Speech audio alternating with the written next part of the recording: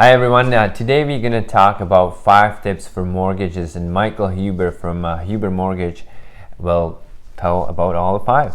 All right. Thanks everyone. Thanks Michael. Number one, good thing to know, you have options. It's not like you have to go to your old school bank anymore.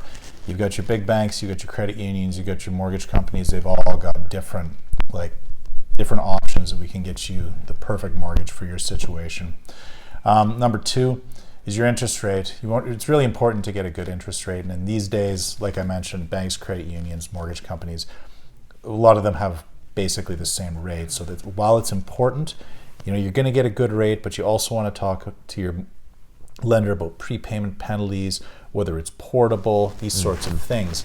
Because 65% of Canadians with a 5-year mortgage end up paying penalties. So that's really how the banks and the lenders make most of their money. So you got to be careful and strategize. With that in mind, number 3 is a 5-year plan. If you're planning on moving or upgrading, or maybe you're going to get a job transfer or move somewhere to live with your spouse, or maybe she or he lives in another province or something, you don't want to get locked into a 5-year term. You want to have some flexibility. So maybe a variable rate, maybe a 1-year or a 2-year rate is better, so that when you leave, you're not going to get dinged so hard on penalties. So that leads to number 4, fixed or variable. Most people go with fixed, about 66%, 35% go with variable. People like the fixed option because then they know exactly how much they're going to be paying every month and it never fluctuates.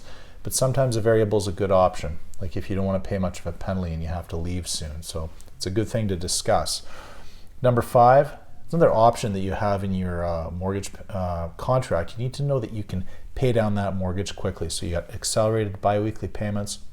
You've got an option to increase your monthly payment to make an additional principal payment every month, and then also a good lump sum option. So every year or every 6 months, you can put down a big amount without facing a penalty. So those are the 5 tips. Thank you, Michael.